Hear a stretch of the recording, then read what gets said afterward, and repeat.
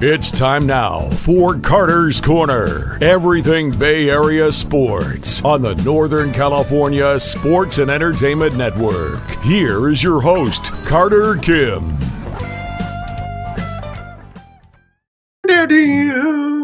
Hello, people. Welcome back to Carter's Corner. I am Carter here on Northern Lights Sports and Entertainment Production.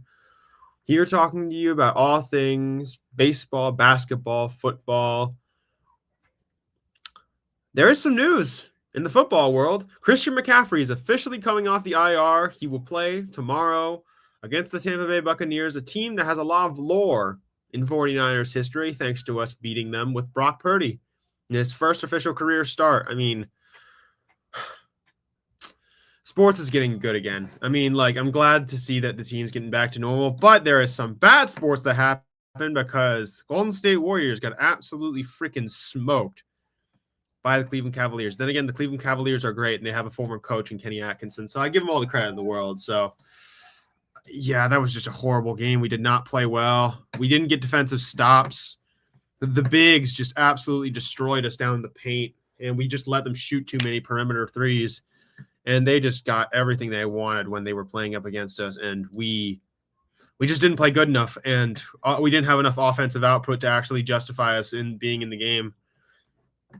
So, yeah, we'll see. Yeah. But, yeah, other news. Official news from the MLB. Roki Sasaki will officially be posted to the MLB. Big news. The young man is coming on into the MLB. It's big news, obviously, because we all know how great Roki Sasaki has been, or we've talked about it a lot. Even though Roki Sasaki does not look like he's 23, I'm sorry. Let's just take a look at Roki Sasaki real quick. I need to – so he's 23 years old? I'm looking at this dude. That guy is not 23 years old. That is like a 27-year-old guy. That guy is much older. Not actually though. I'm not going to be conspiracy theorying this, but he looks a little older than people think he is. Than people think he might. He is older. He's younger than people think he is, but it's he looks super old.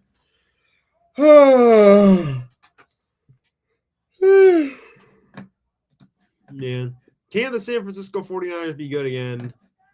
Probably not. We might be able to rattle off some good wins and make it to the playoffs, but I'm a little worried about this team. I'm not sure if we're really that ready. I mean, we're a great team when we're healthy, but we're not healthy. That's the biggest problem. I mean, just looking around, this could be really interesting, though.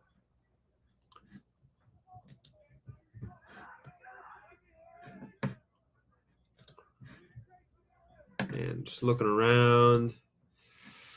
Oh my gosh. It's gonna be a good week for sports though. I mean, also, let's take a look around. Oh yeah, when do the Sharks play next? They play tomorrow against the New Jersey Devils. And Macklin Celebrini just had a really good game, 2 goals in that game. Played like an absolute beast. I liked how he was doing. I mean, it's good to see the Sharks trying to put something together. And at least we're not absolutely trash. Yes, we're not good at all, but let's keep it real. We could be doing much worse than we did. We just won 4 or 5, which was good. 4 of 6. Sorry, 4 or 6. Oh, wait, no, 4 or 5. Yeah, 4 or 5. And, yeah, I'll take that. We could be doing much worse, if I'm being totally honest. And it's good to see us doing well. I mean, if we could just get some goaltending, that would be helpful, but I'm not entirely sure. As we all know, the Giants are cutting payroll, even though we said we were trying to get a shortstop this offseason. And I don't get how we can get a good shortstop and just not increase payroll, or at least keep it at the same level. We need a superstar right now, like AJ, a couple of those other people said. We need people that can help carry this team, and we don't have that right now. I mean, come on.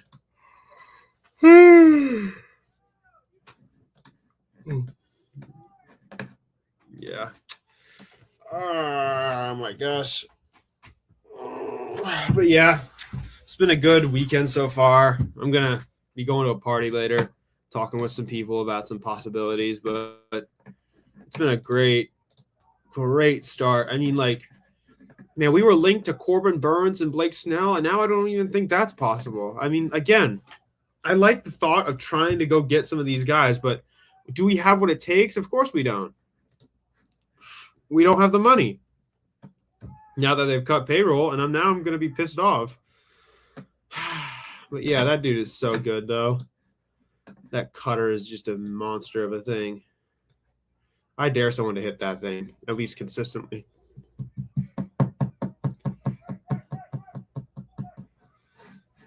Jealousy, turning these memories on your eyes.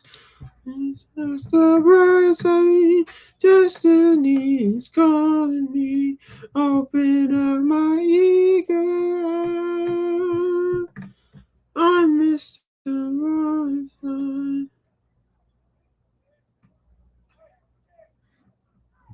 Man. Oh my goodness. Man, like I'm longing. Sometimes I long for things, but it's kind of nice to have an off day in some ways. But tomorrow the Warriors will also play the Thunder. The Mavs, we're gonna see Clay again back at Oracle. Not at Oracle. What am I talking about? Oracle Park.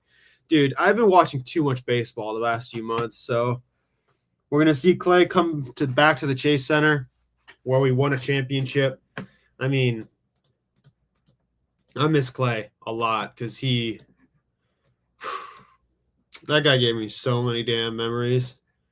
I just loved watching him play. I loved everything about him. Like, it was such a pleasure. I mean, I've never seen anything like what I got to see with Klay Thompson. Such a prowess for shooting and being so great. I mean, I could wax poetic for hours about Clay. But yeah, just an incredible player, a great character, great for the game. I mean, come on, man. It was just such an incredible thing.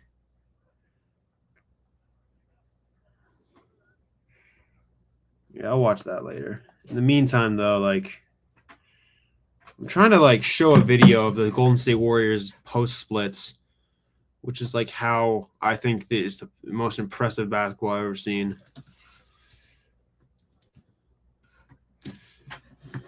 Man, hold on. Last night's game was so bad that we could literally.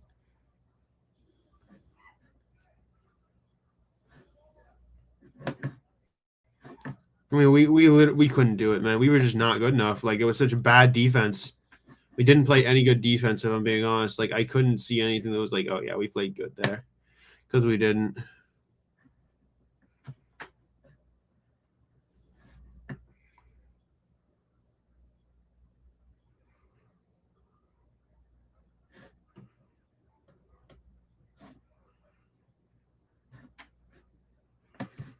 Yeah, man, I'm just trying to look at, like, how we've done. I mean, like, we're good in pretty much every statistical category. We just have to get in that space where we can just start moving the ball well again. I mean, we're fourth in points, which is huge.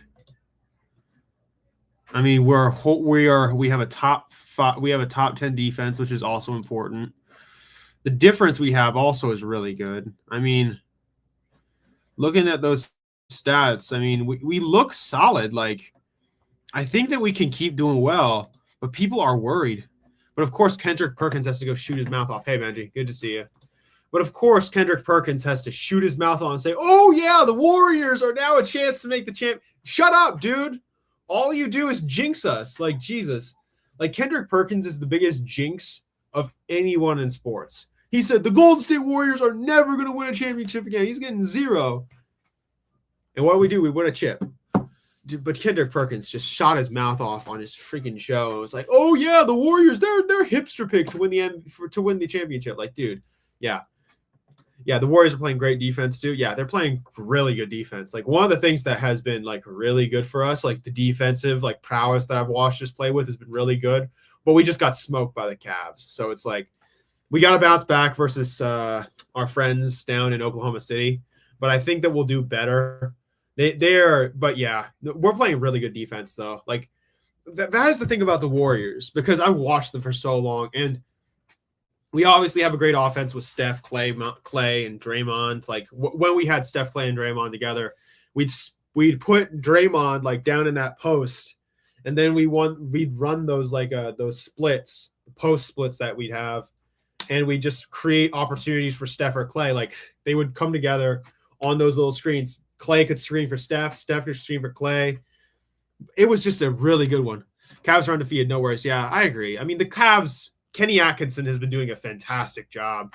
And, this is how Kenny has done everything. He's a great coach, fantastic coach in a lot of ways. And he is making the Cavs look absolutely fantastic right now. I mean, it's all about like that offense that they run. I mean, those two guards, like that backcourt for the Cavs could just easily take them to the playoffs with DG and obviously Donovan Mitchell. But like it's a great backcourt, and then they have those two bigs down low. Are you noticing something about the NBA? Way too many injuries. No, there are a lot of injuries. Listen, everyone complains about baseball and pitchers getting injured and other injuries, but NBA injuries are very constant. Like a surprising amount of the time, NBA players get injured. It's like we don't even know why either. Yeah, load management. People are trying to be more careful too, but it's also like you watch them and they're like people are getting more injured. Look at what happened to the Knicks last year in the playoffs. Jalen Brunson broke his hand. Julius Randle was already out beforehand. Benedict Mathurin on the Pacers was injured as well. OG Anunoby had his hamstring issue and he couldn't play for most of the game. I mean, it's just like these crazy amounts of injuries that hit teams, and it ends up sending a team's season into a tailspin. I remember that's what happened with the Lakers a couple of years ago. Who do you think comes out of the East and West? I am still a believer in Boston. I mean, Boston is just a monster. I don't think there is a better assembled team, but I'd like to think that if the Cavs keep up what they're doing, they can change everything up. 1 subscriber away from 100. Awesome, dude. But in the West, I got to bet on my own guys. I got to bet on the Warriors because listen, if we're a good team, I will say what we've got when I believe in us. And I think with how well we've played so far, I think we can keep doing well. What makes Boston so good? Defensive players. Everyone's a two-way player on that team, basically. Derek White can play both ways, both sides of the ball. He can distribute and score, but he's also a hard-nosed defender who you can ask to lock people up. Drew Holiday is the same way. He can score a little bit and assist and facilitate, but the thing is that he's really known for is his defense. He can clamp people up. He was the reason why the Suns played so badly versus the Bucks a few years ago. Then you obviously have Jaylen Brown and Jason Tatum, who are just monstrous players. I mean, Jaylen Brown is incredible. He's just so good, and I love how he plays. He's a Cal guy. I got to watch him play when I was younger. My dad, one of the things we did is that my dad, when I was younger, he actually knew Jaylen Brown was coming to Berkeley, and he was like, dude, I got tickets to the season. We got to go see this guy play. And I'm like, And it's and he's like, come on, let's go. And I go, and I was so amazed with how he played. But then you have JT, who's obviously fantastic. I mean, he is an incredible player, and I give him all the credit in the world, along with a front court tandem of guys like Horford and obviously guys like, Porzingis. When he's healthy, they can be absolutely fantastic when they're in their form. You go to Berkeley? No, I don't go to Berkeley. I go to UC Santa Cruz, but my family is full of Berkeley people. So, we're very I'm very tight-knit with a lot of the people over at Berkeley. I think the Warriors are good. They depend too much on Steph Curry staying healthy, but no, that's totally true. Listen, when Steph's out, the catalyst is gone. That's the biggest problem. When he's out, issues become very constant. I mean, if he's not there, there's just certain problems that we have. Yeah, we can still run post splits with Buddy Hield and Brandon Podziemski and create opportunities for ourselves. But when Steph's injured or isn't healthy, there is issues with, depth. And there's issues with trying to make sure that we can have that offensive catalyst on the floor. And if we don't have an offensive catalyst on the floor, then it's an issue. I would recommend the Warriors try and make a move at the trade deadline. I want to see us do something big. We haven't done something big at the trade deadline in a very long time. I want to see us try and do something crazy, like try and scoop somebody up who can really help us contribute to an opportunity to go take a shot at the big time. But we'll have to see.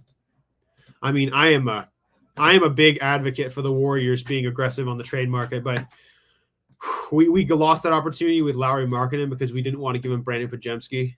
And I really didn't think that the Jazz were that good, so I wasn't going to be didn't want us to be too aggressive with getting a guy like Markkanen, but I'm wondering who else we could go hunt for on the game front. I mean, like, I'm looking around the league. There's a lot of teams that are contending right now, but Jimmy Butler is definitely a possibility. I would love us to go talk about Jimmy Butler to our guy Pat Riley, Lakers legend Pat Riley down in South Beach. I mean, yeah, I'm curious about this matchup with Thunder. They have so many defenders throughout Steph. No, Lou Dort, Jalen Williams, dozen or so other guys that they have on the bench. I mean, the Oklahoma City Thunder have basically done what the Orioles and the Astros have done in baseball. They're talking about trading Giannis. I mean, the Bucks have been really bad right now. They might be trying to throw their thing to a rebuild. We'll have to see. Oh yeah, Caruso as well. Man, I forget that he plays for the Thunder. I've just seen him in red for so long that I forget that he plays for the Thunder. But yeah, I'm not sure. It's like I'm not sure if we could swing it.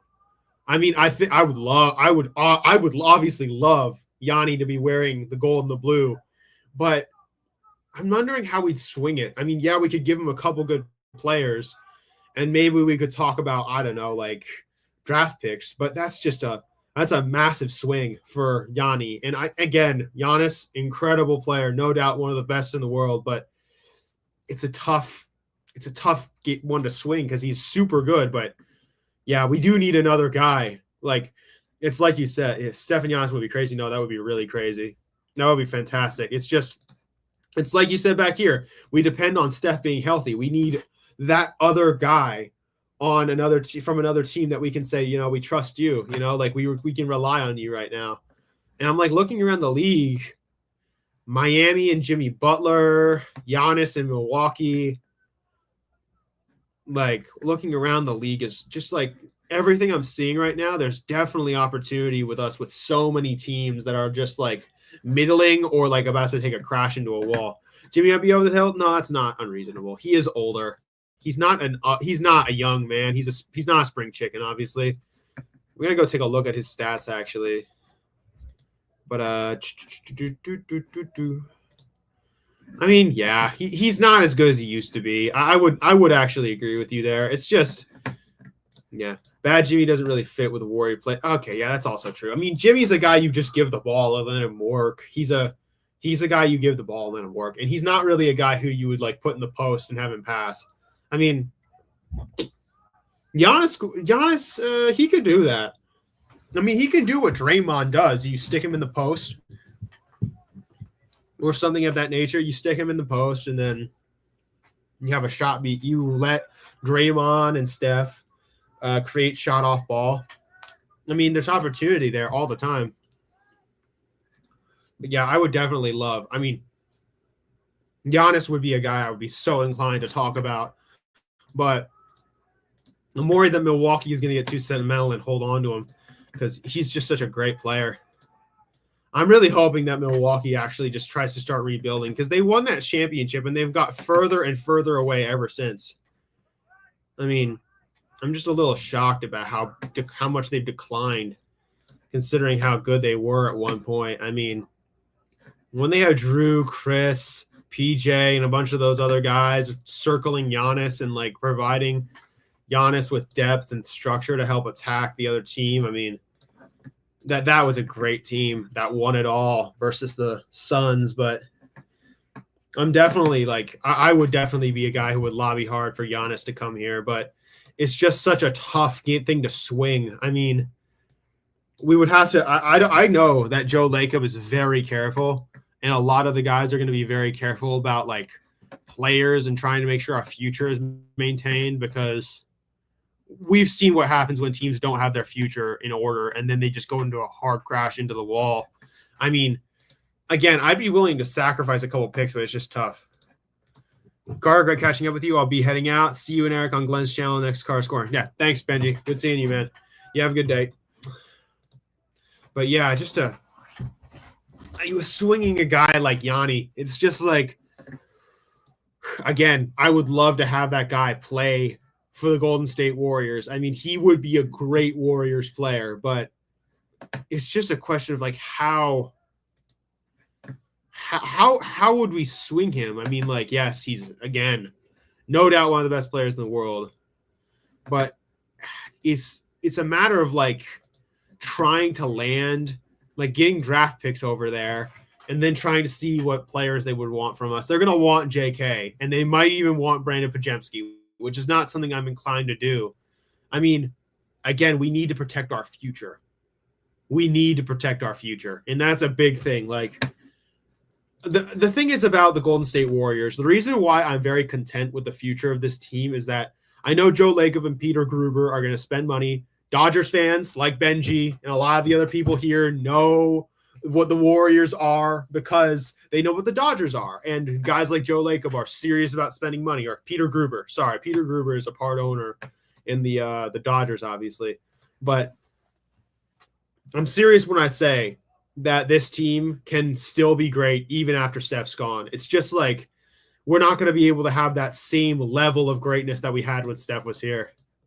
And I'm going to miss that a lot. But at the end of the day, I was so happy to be able to experience the greatness of the Golden State Warriors. I mean, it was just unreal. And I loved every second of watching those guys play, watching those guys be the best in the freaking world. And honestly, like, I could not be more content with the situation that I have as a Warriors fan. I mean, it could be worse.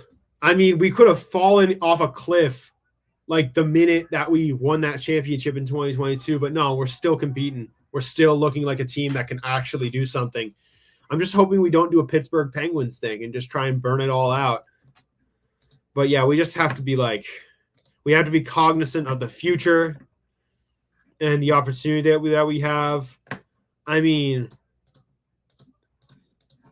and we might not be thanking guys like Dunleavy, because I've been skeptical of Dunleavy ever since he became – he's not Bob Myers is what I'll say about Mike Dunleavy. But it's just we got to hope that we can protect our future and that there's opportunity. And hopefully someday – we will be able to protect. We can keep protecting ourselves, but you just gotta hope, man. You just gotta hope that this team can keep doing well. I mean, I know that this team is a little older now with Steph and Draymond getting older. Clay is left. I mean, there's only going to be two members of the old dynasty here, and only three guys who have been able to see those chips. But I'm hoping that Brandon, Moses Moody, guys like Jonathan Kuminga and a bunch of other guys can be ready to take on this opportunity, because you're the future. They are the future of this team, and I'm hoping that team, these guys, can be the best. Because I have been, again, it's creation of a culture. It's a creation of Warriors culture. I mean, we expect ourselves to be great now. And when we're not great, I'm just hoping that we can be content with the notion of, like, you know, we're not the best right now, but we can be again. I mean, yeah. But anyway, I'm very happy with how the Warriors have been playing as of late. I obviously am not happy about last night. I lost to the Cavaliers, but we are heading home after the game versus the Thunder. We're playing those scrub Grizzlies and that bum Ja Morant. No offense to Ja Morant. And Ja Morant's actually a really good player, but I like talking trash about the Grizzlies because all the Grizzlies did during that one playoff run was this. And honestly, it was so awesome to just shut them up. I mean, it was one of the best playoff runs we ever had. And honestly, I loved every freaking second of it. Like, there was nothing like that playoff run that we had. I mean, I just had so much enjoyment watching those games, just yelling and having fun. But yeah, man, it's so crazy how much stuff has changed, even from like 2022. I mean, just think about what's changed. I mean, it's just been such a crazy thing. Like, just think about what's changed. Chris Paul's no longer on the Suns. Guys like Kevin Durant, who were on Brooklyn a few years ago, Kyrie, are now in Dallas and Phoenix. I mean, there's been so much shuffle with the teams. They finally got the Lakers back to some semblance of respectability and championship ideals, but we'll have to see there how they do as well. But honestly, it's just like the NBA has just so many damn moving parts. It's not even funny. Like, I'm just so impressed with the notions of trying to, like, I'm just so impressed with basketball in a lot of ways, like how much things have changed and how much things can change, but how great the product still is. I mean, basketball is honestly one of the best sports I've ever watched. It's probably my favorite sport, if I'm being totally honest, because of just how exciting it is, the movement, the chaos, and honestly, just like the skill and ability that these players play with. I mean, watching Steph play is just unreal. And I'm so impressed with how he is as a player. And I've never been more proud of this team more than I am, like, right now, and how, this will go. But I'm just hoping for something impressive, because I am. Yeah. I mean, again, I'm a Warriors fan. I'm used to a level of, competence and greatness in the team, but there's just there's a problem with that, a slippery slope, because once you start getting those expectations at a consistent rate, there's a problem, because you always you start thinking about oh yeah, the future and how some of these guys might not be ready for the level of greatness that you bestow upon them, like Steph. But I am hopeful for the future. Jonathan Kuminga, Brendan Pajemski, Moses Moody, Quentin Post down the G League, opportunity for the younger players, and who knows who we're going to draft. But we're trying to protect our future as well as getting ready for the right now, which is something hard to do in basketball. I mean, it's just great to see the Warriors playing the way that they are, though, right now, because hoping that we can keep it up, but we'll see. Especially since we play Oklahoma City tomorrow, and they are a freaking juggernaut.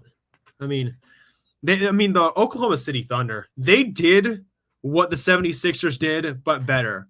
They had better notions. I mean, it reminds me of what the Orioles did or what the Houston Astros did.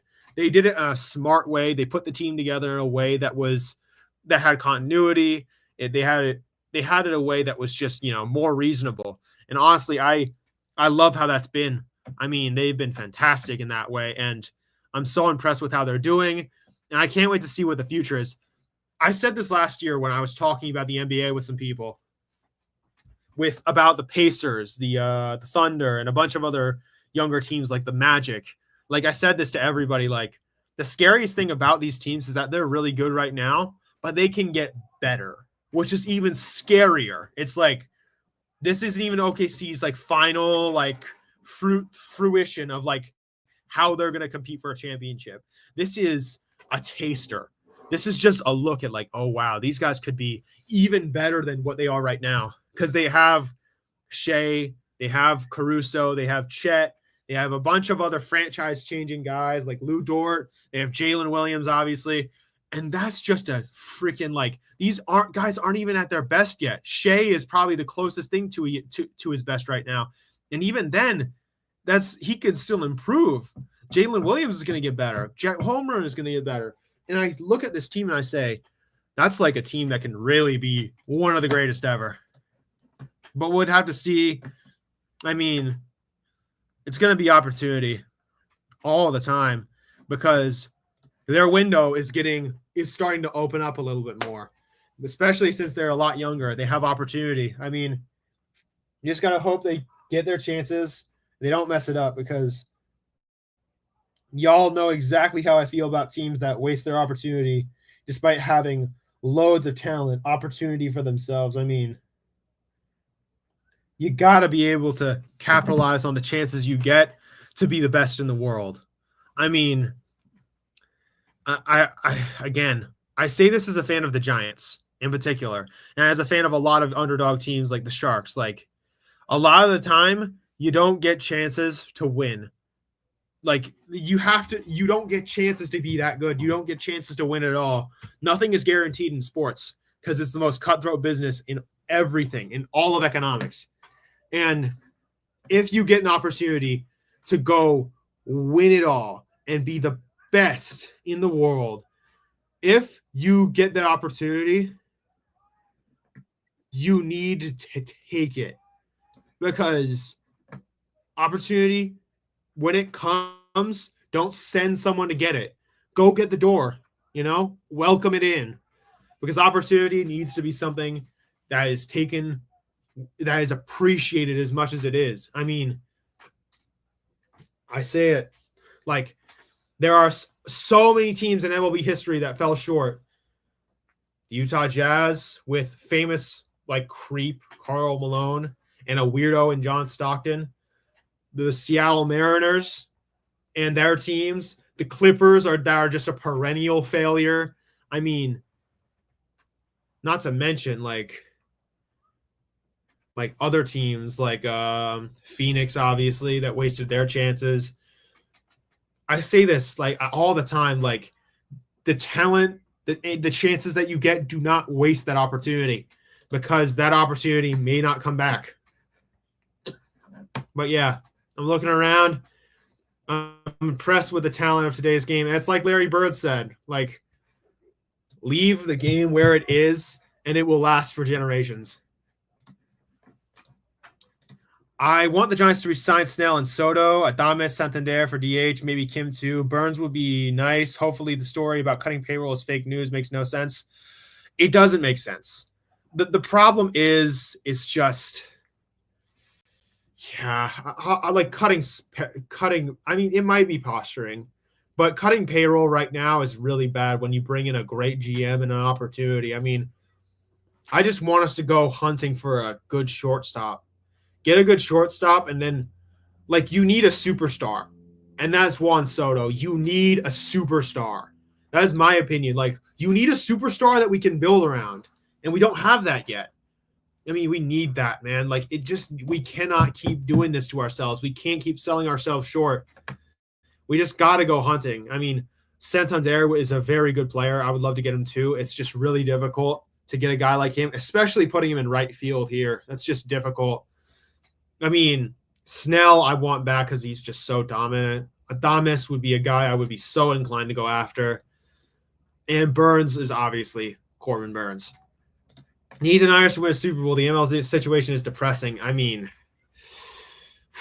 we have just been this close. So much. This close. And it's been just snatched from our hands. Listen, I'm going to say this. Last year, when we were at the Super Bowl and we lost, I've never cried before at any sporting events. But after that Super Bowl, I genuinely cried. I was so damn sad. I had never been more sad or depressed or angry than I ever had been. I genuinely cried. I was just so sad. I just couldn't believe it. I couldn't freaking believe it. And yeah. If they cut Murphy, Wilmer, Taylor Rogers off the payroll, that's $20 million freed up. That could easily pay for Kim itself. I agree. You got to cut payroll, right? If you are going to cut payroll, then cut payroll. You know what I mean? If there are players taking up your space on the cap, or not the cap, sorry, but on the books, then cut it. Murphy, Wilmer, and Taylor Rogers are taking up way too much goddamn money for teams like this. I mean, Jesus. They're not worth it. I mean, geez. But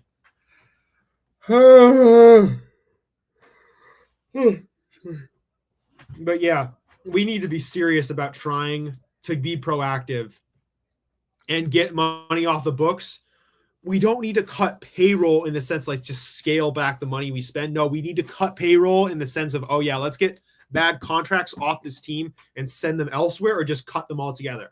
Like, big freaking whoop. We made mistakes. Like, just get rid of these contracts, then we can free up money.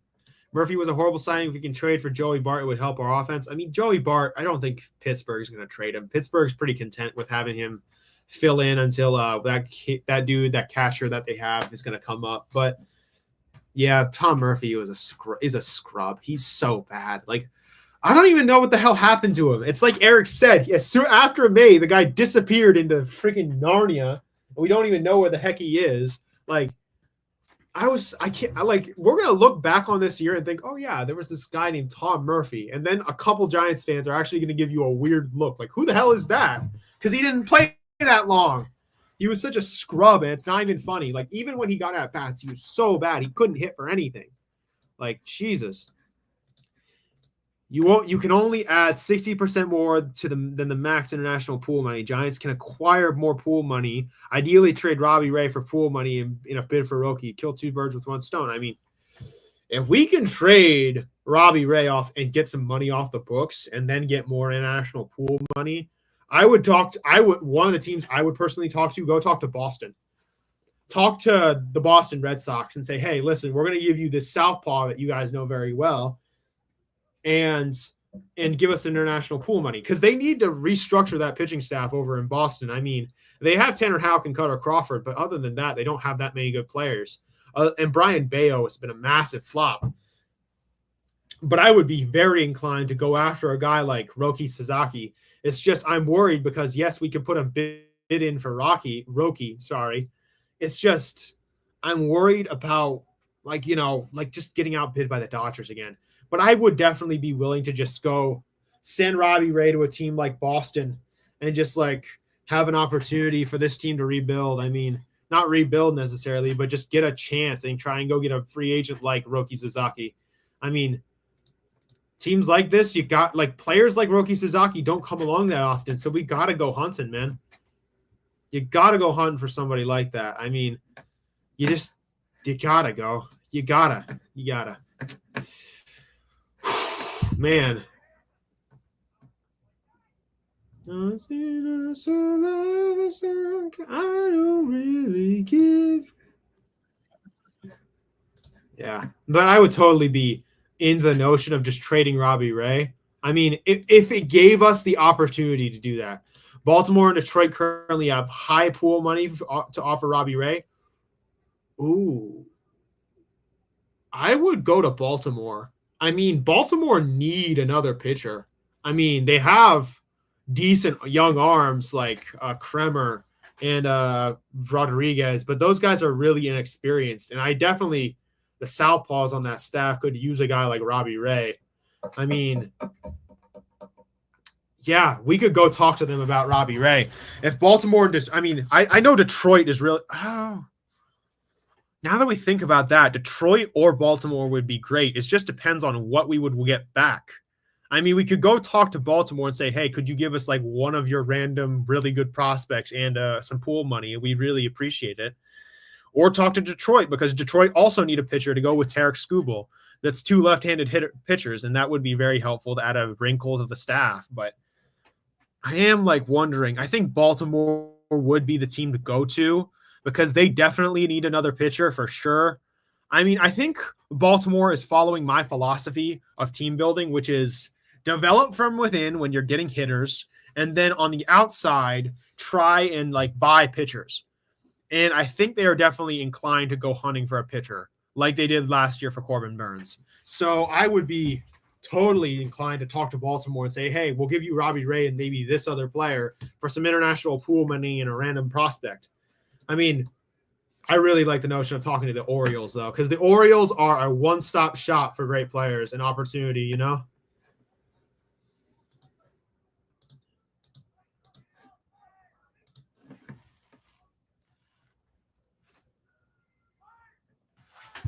Yeah, it's just Man. Once again, Detroit, since they are the highest in pool money, they'd be better off bidding for Roki themselves. No, they would definitely be better off bidding for Roki themselves. I mean, I'm not sure if you want to go to Detroit, but that's certainly a team that would be able to use Roki in a lot of ways. I mean, they had one really good starting pitcher last year, and they traded away the other good one to the Dodgers, obviously. So I would be inclined to go talk to Baltimore. And then again, Baltimore is just a one-stop shop for like opportunity with good players. I mean, we got to go looking like for these types of guys. And the best way to do that is go talk to Baltimore, and not just good players, but we go talk to them about the notion of, oh yeah, can we get your international pool money, please? And we'll give you Robbie Ray. And I'm not sure if they're inclined to go after Roki as well. I mean, they could definitely, but we need that opportunity too. Oh man, I'm so surprised y'all actually want to listen to what I have to say. There's people tuning in on YouTube and the Twitter. It's nice to have you guys in here. Thank you for coming to watch the show. I really appreciate it very much. I mean, hold on. But yeah. Yeah, it's been great though. Just like looking at all over all this stuff and free agency. I mean, I haven't gotten any news yet on us. I mean, yeah, payroll reduction. I mean, San Francisco Giants must do everything to land superstar prize of MLB free agency. Yes, I would agree. Tigers, Brewers, Reds, Twins, A's, Mariners, Rays, Marlins are the highest in pool money. This whole Roki thing is going to be ridiculous because the Dodgers are the lowest. Because the Dodgers are the lowest in pool money. Really? Well, I didn't know that. So, well, Tigers, the Brewers, the Reds, Twins, the A's, the Mariners, the Rays, and the Marlins. The Rays definitely could be inclined. I don't think they're going to do it, though. The Mariners, I don't think the Mariners are going to do it because the Mariners are just cheap as hell. And the Tigers, maybe. I think of all those teams that you just mentioned, the Tigers are probably the best team out of all of them. The Twins are a trash fire whenever they're not good, whenever they don't have their bats going. The Marlins are just, come on, it's the Marlins. But like the Brewers and the Tigers. But the thing is, the Brewers just seem to exit in the wild card every single year. The Reds are good. Yeah. Thank you, LD. I really appreciate you too. But yeah, yeah.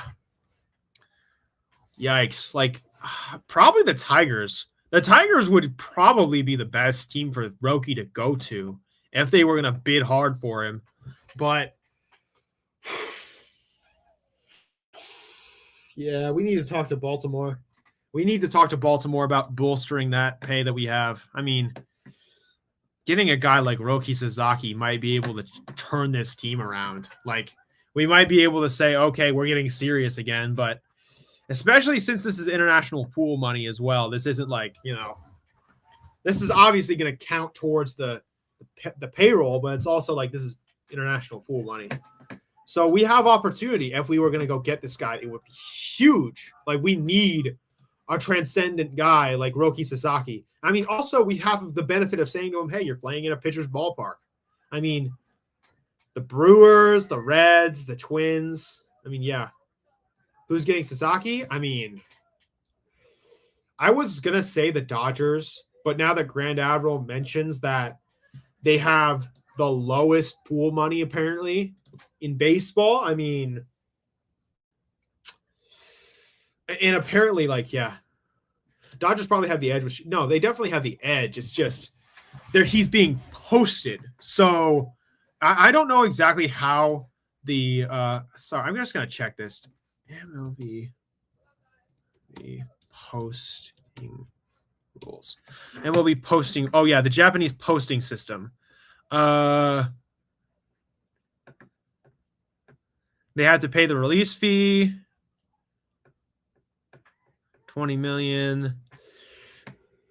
Yeah, but yeah, they're posting him, so the Dodgers can't just sign a guy like Roki Sasaki because they have to pay him international pool money that says like, oh yeah, we're going to pay out his contract in the MPB. And they are are currently lowest in it, as Grand Admiral has rightfully pointed out. So they definitely could try to go get him, but they would have to execute a lot of like interesting trades. They'd have to get the pool money from a couple different teams. And are they inclined to do that? I mean, obviously, as you said, they have Shohei and Yamamoto, and that's a huge draw for a guy like Roki Sasaki. But yeah, Dodgers have the recruitment edge, obviously, but they can't offer Roki the most money as a minor league free agent with pool money. There's 3/4 different brackets. Stupid Giants are also in the lowest bracket. Of course we are, because we never get serious about prospects, do we? Jesus. Farhan Zaidi's. Okay, how do I say this? I can't say F you right now because we're trying to be nice, but no, screw that stupid bastard. Like, Jesus, that stupid bastard just like, he was never freaking serious about the opportunity. He was always trying to moneyball his way around, and he ended up putzing around and floundering. I mean, Jesus, that guy is such a dumbass. Like, there are computers that could have ran our team better than him. Like, Jesus. But yeah, we're of course in the lowest bracket, but the Orioles, the Marlins, we go talk with them about the opportunity to get Sasaki. I mean, it's huge, man. We need to go try and take a swing at this, or just at least take a swing at the opportunity. I mean, I just want to see this team get serious and try and take on an opportunity to win. I mean, I can't stand the idea of not trying to go do this.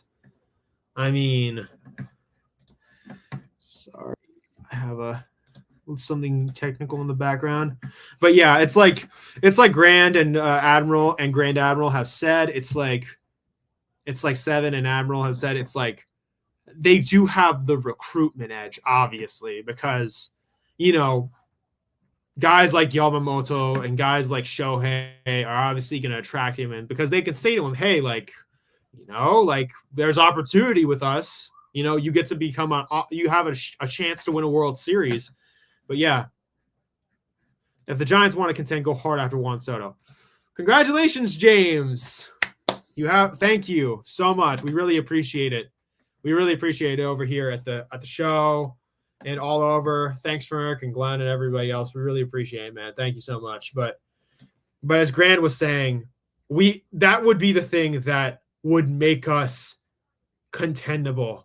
I mean, we need to try and go get Juan Soto. Yes, I get it. We're cutting payroll, but if there's one thing that we need, it's a guy like Juan Soto. If we don't have him or something to build around, then why are we doing this? Because I get it. We want to see a guy like Bryce Eldridge emerge and opportunity come before us, but like, that's a little bit out. Unless he somehow tears it up at spring training and makes it out of there. But it's going to be crazy. Go after like a Corbin Burns or I would love to get Corbin Burns. Corbin Burns would be a guy that I would be very inclined. My guess is that Yoser De Jesus will take 1.5 million of the Giants' pool money. They should somehow try and flip Robbie Ray for more pool money and sell Roki on being the anti-LA guy like Darvish. I would be super inclined to do that as well. I mean, like, we got to sell it to Roki Sasaki and say, hey, you can be a pitching legend here. You can be a part of the rivalry, and that's huge. If they get Soto, they can dump the 9 million OTS too. Exactly. That is the thing. Like, there's so many contracts on this team that we don't need. Murphy, Flores. No offense to Wilmer. I know Eric's a big fan of his. Murphy, Flores, Yaz, a bunch of the other guys. Like, we don't need these guys on the roster. It's not like they're not good dudes and good players, but that doesn't matter right now. It doesn't matter right now. We need to get serious. And the only way we can do that is if we go after you-know-who. And yes, I get it. The odds of us getting him are this slim. And I'm talking this slim. Like, look at that. Look how separated my fingers are by a tiny little millimeter. I know it's that close, okay? But we have to take a hard swing. Even if we miss, we have to go try and get him. I'm cool with missing out on him if we put our best foot forward and offered him a really good amount of money. The problem is, it's if we didn't try. Yes, I know Juan Soto is going to be a freaking expensive purchase, but he's worth it. It's not like an NFL running back situation where you pay the running back or something like, okay, how do I explain this? I don't want to explain it like a running back. 600, I'm thinking 650. I'm thinking it's got to be 650 over like 10 or 12 years. $650 million over 10 or 12 years. The thing is about Boras clients, they don't want to defer money. So he's not going to get that much money unless he defers it. But he's a Boras client, so they're not going to do that. But yikes. Got a little thing in my arm. But yeah, I think that with the opportunity that we have here, I mean, getting a guy like Juan Soto is going to be so unbelievably difficult, but it's worth it because you get to build around him. That's your centerpiece. You're creating the core of the nucleus that you can build around. With that, you can put Fitzgerald. You can put guys like Ramos. You can put guys like Bryce Eldridge. You can put guys like Patty, Webb, and everybody else. You got to make that nucleus. Clear Murphy. Yes, and Wilmer, and that makes Kim for free. Then say Soto as 70 million AAV. You get rid of Ray and Yaz, they would be under the tax, even with Soto making $70 million a year. Sadly, I don't see them dumping Ray. I mean, it's very tough to see them dumping Ray simply because they really need another starter, and I'm not sure they're inclined to go after another one. I mean, yes, we can develop pitching from within and trust Kyle Harrison and Hayden Birdsong to get better, but I just don't see us dumping a guy like Robbie. Even though Robbie has his flaws, we would probably be very helped by him just being there and trying to get back to his old form. But yeah, I just don't see it. I would prefer something like this where we dump a bunch of contracts and see if we can get our hands on Robbie.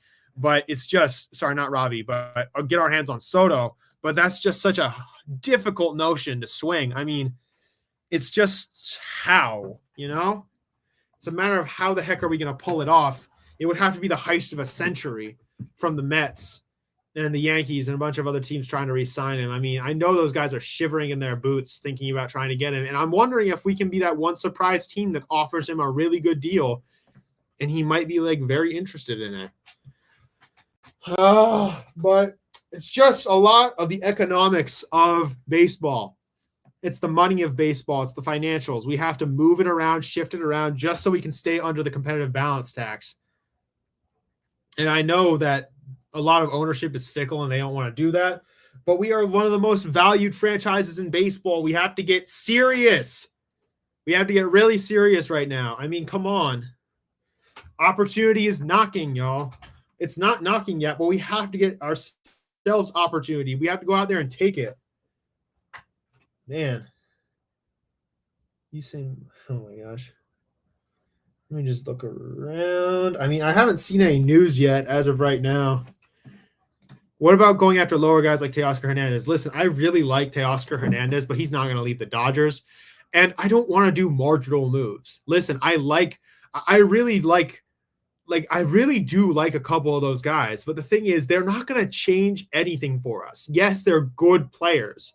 No doubt, they're good players. But I'm worried about the notion of being stagnant.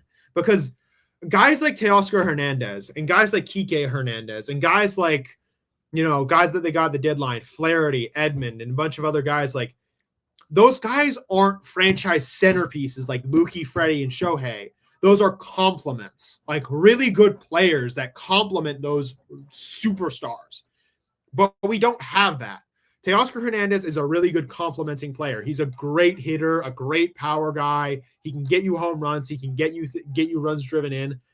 But he's not a guy you look at as a franchise centerpiece, even though he's really good.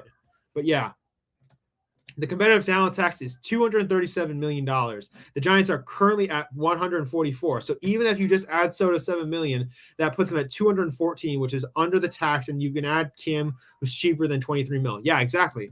If we're looking at the financials, we could certainly pull that off. It's just, we got to try and heist this, like pull something up. We got to mess around with financials, kind of Tetris the blocks and see how much imagining the players as like the blocks in Tetris and like trying to shift them around in the right places so that we can keep the train rolling. But I definitely see us being able to try and do that. I mean, it's definitely possible. Sorry. Tired. But yeah, we cannot keep making marginal moves. That's my opinion. We need to try and get and make moves that are bigger, like moves that can change the trajectory of the team. It's not about just doing crazy stuff. It's about the opportunity that we can create for ourselves. Listen, the way that we can make the future, or at least secure it, is if we get Juan Soto. I don't think we can at this point. Listen, especially after we talked about cutting payroll, but he would be the guy that could put us in a position for a long time to contend. That's the frame. If we got Juan Soto, however long his contract is, that is the framework for how long we're contending. I mean, we got to go try and get that. It's just ownership balls for the amount of years of the deal. Yeah, that's definitely true. Hi, Fozzie. Good to see you. Welcome to the show. Welcome back. But yeah, man, it's just like the financials that we're dealing with here. We're talking about millions upon millions of dollars, and we got to try and find a way to structure it properly. I mean, there's opportunity here, no doubt. But I just really hope that we're not like skittish and just do nothing. I mean, I just don't want to see this team do nothing. Juan Soto pitching, make it happen, Posey. I mean, yeah. I think if Buster wanted to get him, he would. And I think we still can. I mean, we are one of the few teams that can spend for him, but I'm worried that because we're cutting payroll up, we're going to have problems. Has this also been an official announcement by the Giants brass? Because I'm really like, I mean, according to The Athletic, if it's according to The Athletic, it's probably credible. I mean, we need to be ready for the future. We cannot be like this, just toiling, because if we are not preparing for the future, then we're in trouble. I'm not even talking about contending in the future. I'm talking about being ready for what could happen. I mean, we got to try and see if there can be something here. I don't want to be a team that just tanks. I want to be a team that seriously tries to find a way to build. But we can't do that yet. We cannot do that yet. And until then, we just got to try and find a way, at the very least. Man, how the hell do we get beat by Brighton, bro? Are you kidding me?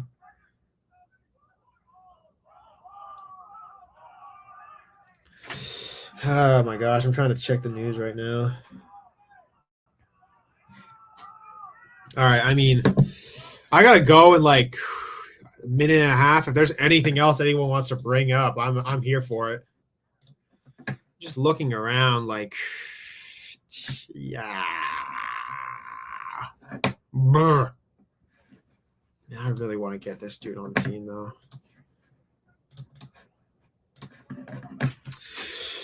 Oh, thank you guys, though, for coming in. Like 8 people are in here right now. I really appreciate it. Just coming to listen to me ramble about what's going on, whether it's the Giants, the Warriors, the 49ers, or whatever. Just like, it's good to talk about all this random stuff that's just flying around inside my head right now.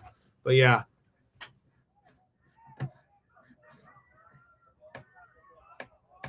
But yeah.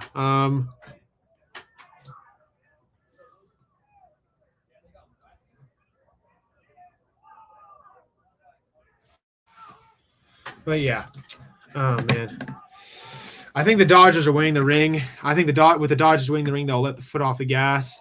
Might be able to grab some major free agents. There's definitely possibility there, in my opinion. Casey at first, screw it. I mean, I'm just saying this though.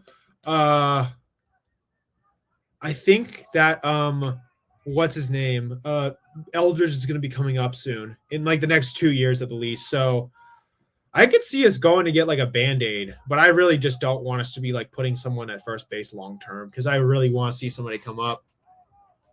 But yeah, the Giants are a depressing situation. The Niners and Warriors are entertaining, competitive. No, listen, even though I get frustrated with the Niners sometimes, even though I have high standards for the Warriors. I mean, at least I can say to them, like, at least we're competitive. At least we are willing to take risks and sacrifices. I mean, look at the other GMs of those teams. John Lynch, Bob Myers at one point, and now Mike Dunleavy. At least those teams are willing to take risks and have the notion of ambition. I just don't like how the Giants are. We're not being ambitious right now. Even with the Sharks and how bad they are, they have the ambition of turning Macklin Celebrini into a superstar. I mean, come on, man. We got to do that. Do something. Casey at first until Eldridge was ready. Spend the money on Soto and pitching. Yeah, I agree with that entirely. I agree with that. But all right, y'all. It's getting to be that time. I gotta go because I gotta get ready for later. I have something to do later. I have a party with some people. I have work that I still have to do because I've been slacking. But hey, Grand Admiral, Fozzie, $7,000, Benji, everybody else, Morkatna. Thanks to you guys. Thanks to LD as well. Thanks for just coming around and talking to me. Don't sleep on Jack Thompson. He's another Sharks defenseman rookie. That's fun. Okay, great. I mean, that's what we need to do. That's what we need to do for the Giants. I mean. But yeah, I appreciate you guys. It's great talking to you guys so much. Rambling about sports from here. But yeah, as always, guys, see ya. You've been watching the Northern California Sports and Entertainment Network, a Northern Lights Entertainment broadcasting station.